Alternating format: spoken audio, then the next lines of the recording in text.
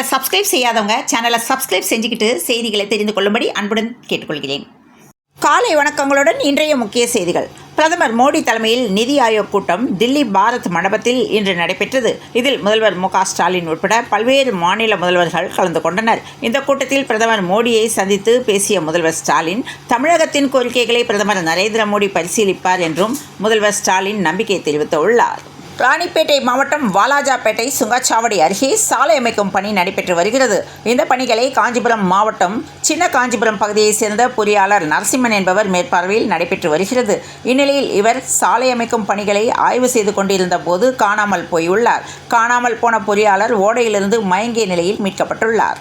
புதுடெல்லியில் இன்று நடைபெற்ற நிதி ஆயோக் கூட்டத்தில் கலந்து கொண்ட தமிழ்நாடு முதலமைச்சர் மு.க.ஸ்டாலின் அவர்கள் இந்திய பிரதமர் நரேந்திர மோடி அவர்களை சந்தித்து தமிழ்நாட்டின் வளர்ச்சி திட்டங்கள் குறித்து பல்வேறு கோரிக்கைகளை அடங்கிய மனுவை வழங்கினார். கல்வி, நிதி முதல் மீனவர்கள் பிரச்சினை வரை பிரதமர் மோடியிடம் நேரில் முதலமைச்சர் மு.க.ஸ்டாலின் வலியுறுத்தியுள்ளார். வளர்ந்த இந்தியாவை உருவாக்க மாநிலங்களுக்கு உரிமை தேவை என்று பிரதமருக்கு மு.க.ஸ்டாலின் கோரிக்கை விடுத்துள்ளார். நெல்லை மாவட்டம் மானூர் அருகே உக்கிரன் கோட்டையை சேர்ந்தவர் செல்லத்துறை, மின்வாரிய ஊழியர். இவருடைய மகன் முத்துக்குமார், வயது 26, கோவில் பூசாரியான இவர் சுவாமி சிலைகளுக்கு அலங்காரம் செய்யும் வேலையும் செய்து வந்தார். இவருடைய தங்கை அபிதா கடந்த சில நாட்களுக்கு முன்பு தாழையம்பூத்தை சேர்ந்த வேறு சமுதாயத்தை சேர்ந்த வாலிபரை காதலித்து கலப்பு திருமணம் செய்த நிலையில் தங்கை காதல் திருமணம் செய்ததால் வாலிபர் தூக்கு போட்டு தற்கொலை செய்து கொண்டுள்ளார். திமுக ஆட்சியில் காவல்துறையின் அத்துமீறல்கள் அதிகரித்து வருகின்றன என்று நாயனார் நாகேந்திரன் கூறியுள்ளார். சென்னை விமான நிலையத்தில் 3 மாதங்களில் 1 கோடி ரூபாய்க்கும் அதிகமான கடத்தல் பொருட்கள் பறிமுதல் செய்யப்பட்டுள்ளது.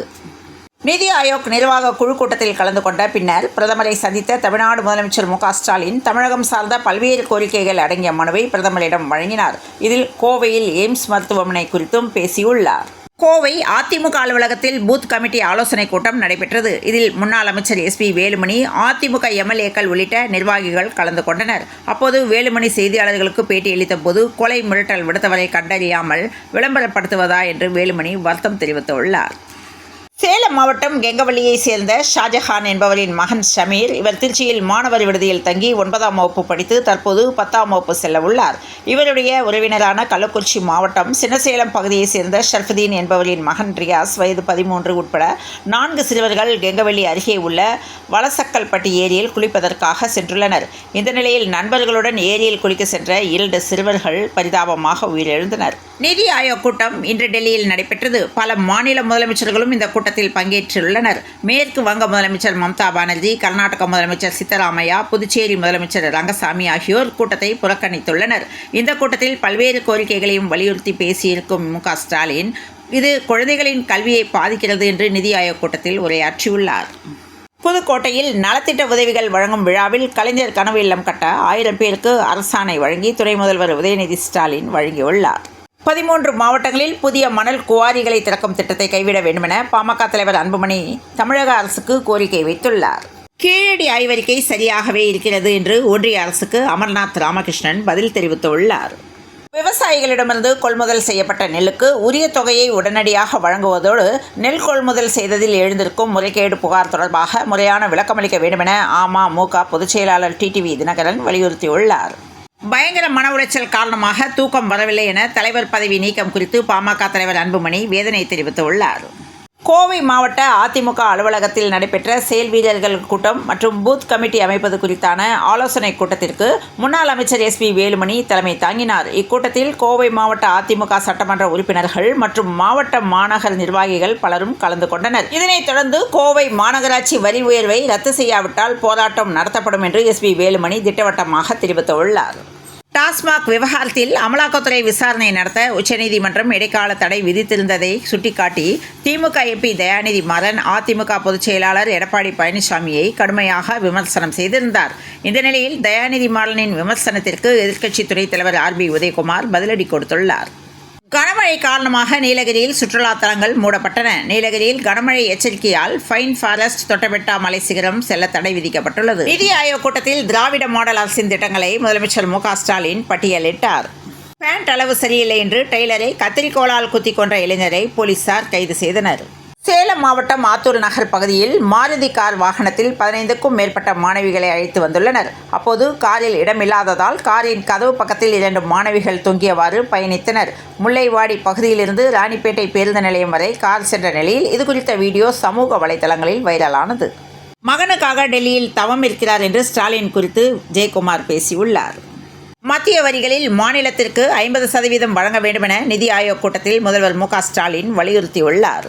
புதுக்கோட்டை மாவட்ட கலெக்டர் அலுவலக வளாகத்தில் இன்று நடந்த அரசு நிகழ்ச்சியில் துணை முதலமைச்சர் உதயநிதி ஸ்டாலின் கலந்து கொண்டார்.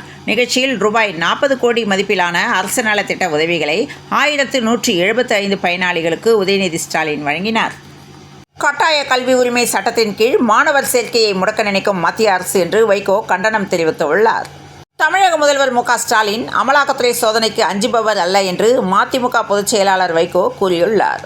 கோவை மற்றும் நீலகிரி மாவட்டங்களில் கனமழை எச்சரிக்கையை தொடர்ந்து மழையை எதிர்கொள்ள அனைத்து ஏற்பாடுகளும் தயார் நிலையில் வைக்கப்பட்டுள்ளது என்று தேசிய பேரிடர் மீட்புப் படையினர் மற்றும் தமிழ்நாடு பேரிடர் மீட்புப் படையினர் தயார் நிலையில் உள்ளதாக மாவட்ட ஆட்சியர் பவன்குமார் தெரிவித்துள்ளார்.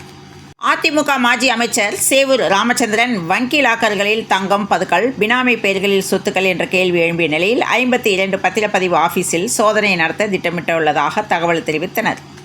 ஈடிக்கு மட்டுமல்ல, மோடிக்கும் நாங்கள் பயப்பட மாட்டோம் என்று துணை முதலமைச்சர் உதயநிதி ஸ்டாலின் கூறியுள்ளார்.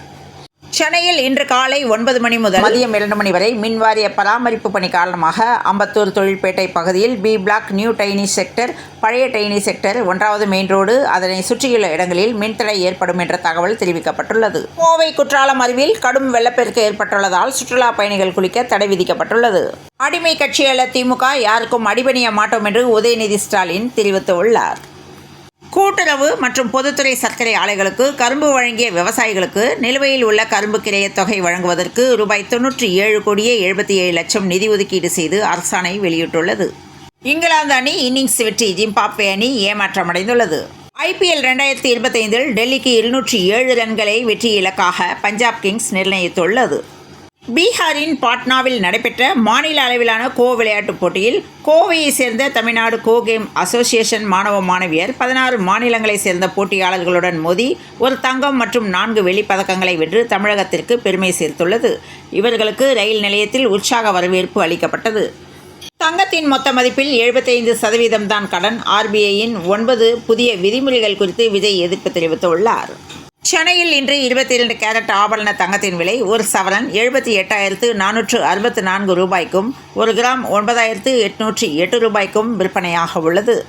கோவை, நீலகிரி மாவட்டங்களுக்கு அடுத்த 2 நாட்கள் அதிக மழைக்கான ரெட் அலர்ட் விடுக்கப்பட்டுள்ள நிலையில் தேவையான முன்னெச்சரிக்கை நடவடிக்கைகள் மேற்கொள்ளப்பட்டு வருகின்றன. தேசிய பேரிடர் மீட்புப் படையினர் தயார் நிலையில் உள்ளனர். நீர்நிலைகளுக்கு அருகே நிற்கவோ அபாயகரமான பகுதிக்கு செல்லவோ வேண்டாம் என்று நீலகிரி மாவட்ட கலெக்டர் அறிவித்துள்ளார். இன்று தமிழகத்தில் ஒரு சில இடங்களிலும் புதுவை மற்றும் காரைக்கால் பகுதிகளிலும் இடி, மின்னல் மற்றும் பலத்த காற்றுடன் கூடிய லேசானது முதல் மிதமான மழை பெய்யக்கூடும் என்று சென்னை வானிலை ஆய்வு மையம் தகவல் தெரிவித்துள்ளது.